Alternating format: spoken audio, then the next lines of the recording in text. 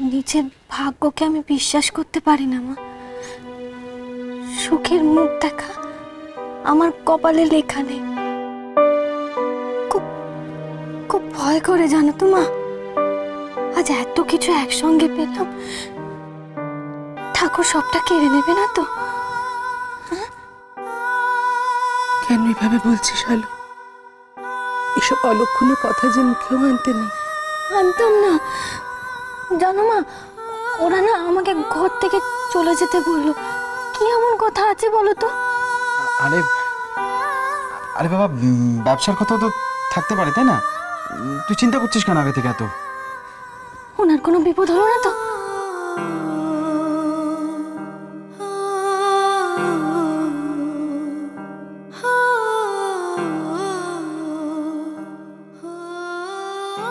সব সম্পত্তি তোমাদেরই থাকবে, আমি আমার কথা রাখবো, কোনো নড়চড় হবে না।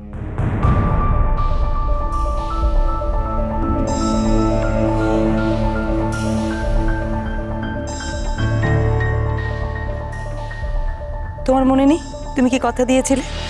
তুমি বলেছিলে তোমার বাবা পুরোপুরি সুস্থ হয়ে উঠলে তুমি সব সম্পত্তি আমাদের নামে করে দেবে। অংশু কিন্তু কথা রাখে, আমি জানি। কি অংশু?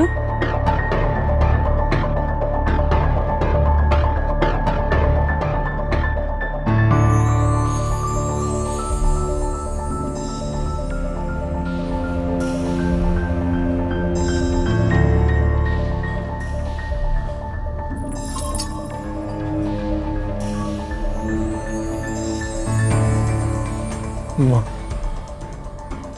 আমি তো কথা দিয়েছিলাম না। ছোট মাকে দেওয়া কথা কি করে ফিরিয়ে নিই বলো তো? আমি জানি ছোট মা আমাকে কখনোই ভালো চোখে দেখে না, কিন্তু আমাকে তো আমার কর্তব্যটুকু পালন করতে হবে বলো। আমি সব দিয়ে দেবো মা, আমি সব দিয়ে দেবো। আর কিচ্ছু চাই না, কিচ্ছু না। শুধু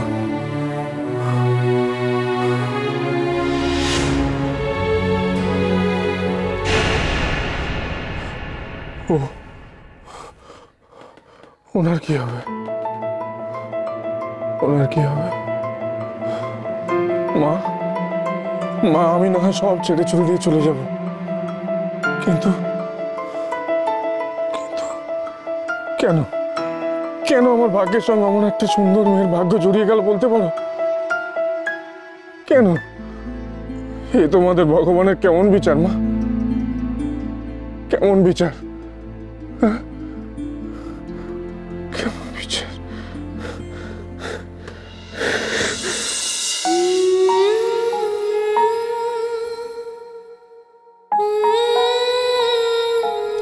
ওমা, তুই এখন আবার হঠাৎ সিঁদুর পরতে যাচ্ছিস কেন আলো?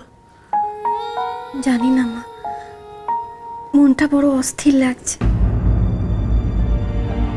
আজ এতদিন পরে উনি আমার দিকে মুখ ফিরে চেয়েছে। আবার যদি কোনো কারণে। নতুন বউ, ও ভালোই হয়েছে তোমরা সকলে এখানে আছো। শোনো, বর্দা সকলকে ডেকেছে ওপরে নিজের ঘরে। কেন আমাদের ডেকেছে কেন? জানি না, আজ অব্দি তো দেখিনি কাউকে নিজের ঘরে ডেকেছে। কেন ডাকলো বলতে গিয়ে? কেন ডাকলো জামাই? না গেলে বুঝবো কেমন করে? চলো চলো চলো। শোনো নতুন বউ, শোনো, তোমার মা দাদার কথা বলেছে, তোমার কথা তো কিছু বলেনি।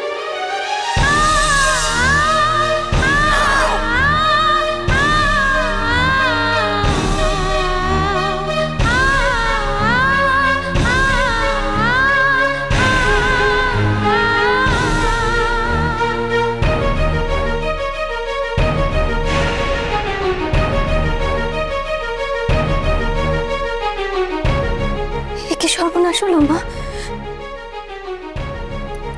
একে সর্বনাশ হলো।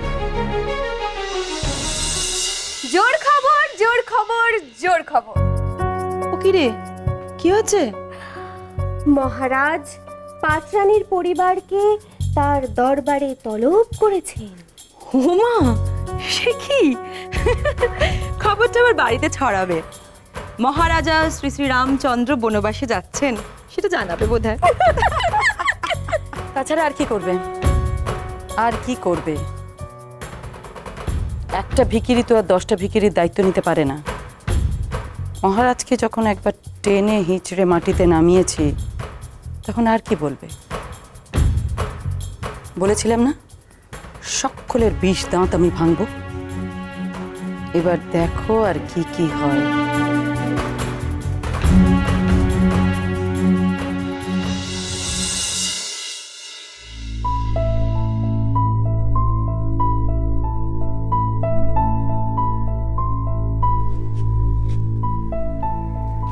চলো না, আমি যাব।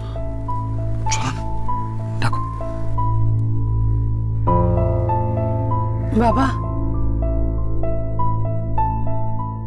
তুমি ডেকেছিলে? আসুন, ভিতরে আসুন। ভিতরে?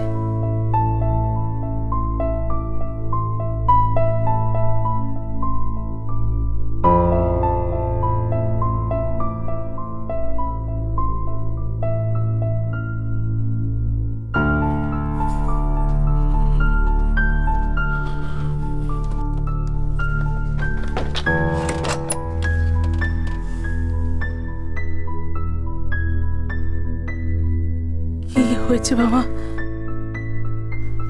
আমার আমার মেয়ে কি কোনো অন্যায় করে ফেলেছে?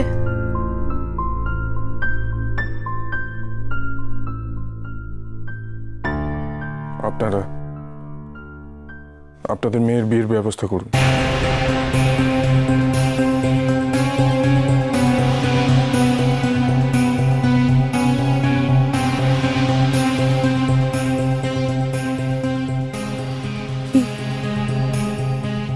কি বললে?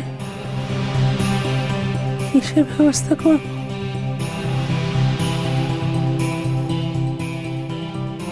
বিয়ে? হ্যাঁ, দেবেন। কেন দেবেন না?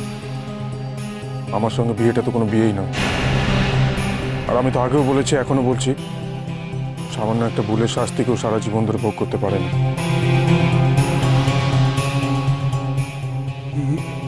এসব আপনি কি বলছেন? আলো যদি শুনতে পায় তাহলে? এই কথাটা ওনাকেও বোঝান। এভাবে বোনের জীবনটা নষ্ট করবেন না। কিসের অসুবিধা আপনাদের? টাকা, ওটা নিয়ে ভাববেন না। শুনুন না, শুনুন, আমি আমি আমি জানি আমার বোন আপনার যোগ্য না, আমি জানি, কিন্তু আপনি তো ভগবান, বলুন, আপনি তো ওকে একদিন বাঁচিয়েছিলেন, এভাবে জলে ফেলে দেবেন না ওকে। এই সবাই মিলে আমাকে কেন ভগবান ভগবান বলেন বলুন তো? আমি কারোর কোনো ভগবান নই। আমি একজন মানুষ, আর মানুষ মাত্রই ভুল করে। বিয়েটা আমার ভুল ছিল, এটা ছাড়া আমার কিছু করার ছিল না। আপনারা কেন বুঝতে চাইছেন না?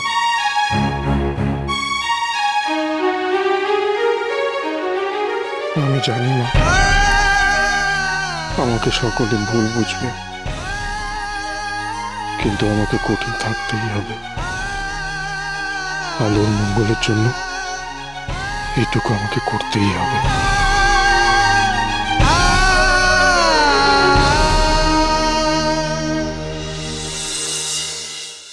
আমি জানি সমু, তুই কেন আমার দিকে অমন করে তাকিয়ে আছিস।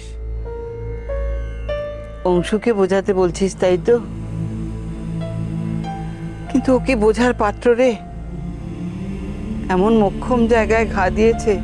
ঠাম্মা, ও ঠাম্মা, বলছি ওই পর্দা নতুন বউয়ের মা আর দাদাকে ঘরে ঢেকে দরজা বন্ধ করে এত কি কথা বলছে বলো তো? আমার না কিরম ভয় করছে। কি? আলোর বাপের বাড়ির লোককে অংশ ঘরের মধ্যে ডেকে? সর্বনাশ।